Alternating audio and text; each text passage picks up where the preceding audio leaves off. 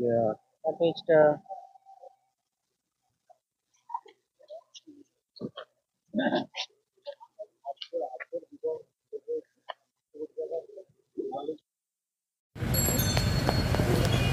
ওই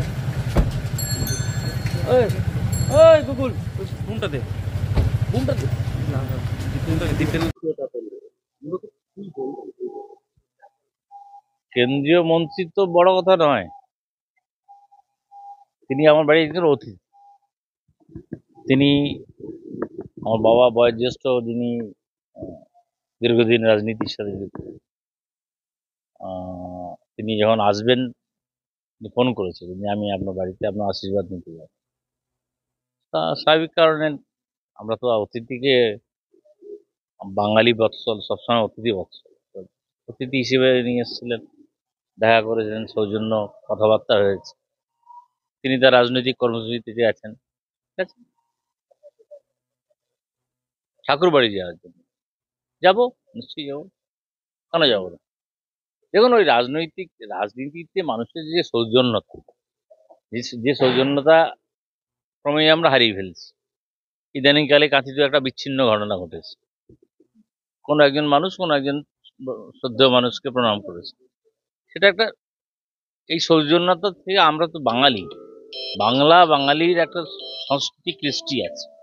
সেখানে যে কোনো রাজনৈতিক দলের লোক যে কোনো রাজনীতি করতে পারে, কিন্তু তার বয়সটা এবং তার সম্মানটাকে সম্মানের জায়গায় দেওয়া উচিত। আমি যদি কাল আমার সাথে বিমানবাবুর, আমি নির্মল জানা প্রয়াত, যিনি সিপিএম এর নেতা ছিলেন, তার প্রয়াণ স্মরণ সভা ছিল, সেখানে আমাকে আমন্ত্রণ জানানো হয়েছে। ওখানে বিমানবাবু ছিলেন, সূর্যবাবু ছিলেন, তাদের আমি পায়ে হাত দিয়ে প্রণাম করেছি তমলুকে। কিন্তু তো আমি কোনো অপরাধ করেছি বলে আমি মনে করি না। ঈশ্বর তো আমি তো এই শিক্ষায় শিক্ষিত নই। হ্যাঁ, সে তো রাজনৈতিক লোকের বাড়িতে এলে স্বাভাবিক কারণে রাজনৈতিক কথা হয়, হয়তো হয়েছে। আমার সাথে যতটুকু হয়েছে খুব স্বল্প কথা হয়েছে। হলদিয়া বন্দর নিয়ে বলেছি। আমি গতকাল ছিলাম না, দিল্লিতে ছিলাম। স্বাভাবিক কারণে তার সাথে আমার গতকালই তিনি আমাকে আমন্ত্রণ জানিয়েছিলেন ওখানে, আমি যেতে পারিনি। তাই হলদিয়া বন্দর নিয়ে বলেছি। সতীশবাবুর নামে এখনো বন্দরটা যাতে উৎসর্গীকৃত করা যায়, মাননীয় প্রধানমন্ত্রী আসবেন, এরকম একটা খবর আছে। তা সতীশবাবুর নামে যাতে উৎসর্গ করা যায় সে দাবি রেখেছি। কিছু কিছু সমস্যা আছে বন্দরের, সেগুলো তাকে তুলে ধরে তিনি বলেছেন নিশ্চিতভাবে দেখবেন। নির্বাচন এলে আবার নির্বাচনের সময় নির্বাচনের কথা হবে। চর্চা বাংলায় আপনারা টিভি ওয়ালারা, হ্যাঁ, ওই টকশো ওইসব সন্ধ্যাবেলা প্যানেল বসিয়ে দেন না, যার যা মুখে আসে, যে যা পারে এ বলে যায়।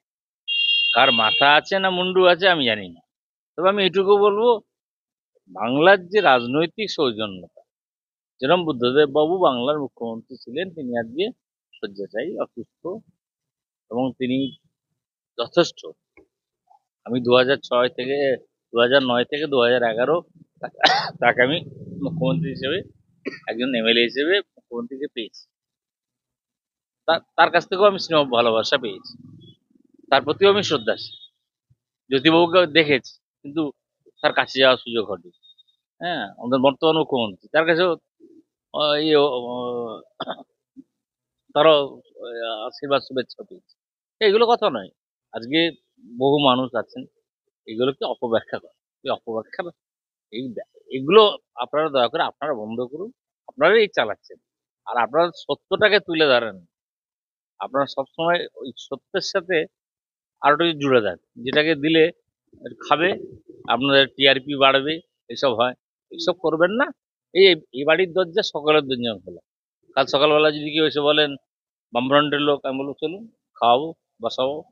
কাল সকালবেলা যদি অন্য কোনো রাজনৈতিক দল আসে, তাকে বলবো নিশ্চয়ই চলুন। এই আমফান, ইয়াস, এই সময় কোথায় কি ছিল, কত মানুষ খেয়ে খাইয়েছি আমি, খাইয়ে তো বলতে নেই, এটা বলা উচিত না। সেখানে তো আমার ধর্ম বর্ণ রাজনীতি আমরা দেখিনি। হ্যাঁ, তো আপনারাই এসব ককটেল বানিয়ে বাজারে ছেড়ে দেবেন একটু পরে, চললো 2 দিন ধরে আপনাদের। হ্যাঁ, আর বিশেষ করে কিছু কিছু লোক আছে না, কিছু কিছু চ্যানেল, হুম, খুব নিরপেক্ষতা, নির্ভীক, সৎ। আগে বড় বড় দেখতাম নির্ভীক, সৎ। এই সৎ নির্ভীক আর কেউ নাই। এ সবই এখন ওই বানের জলে ভাসছে।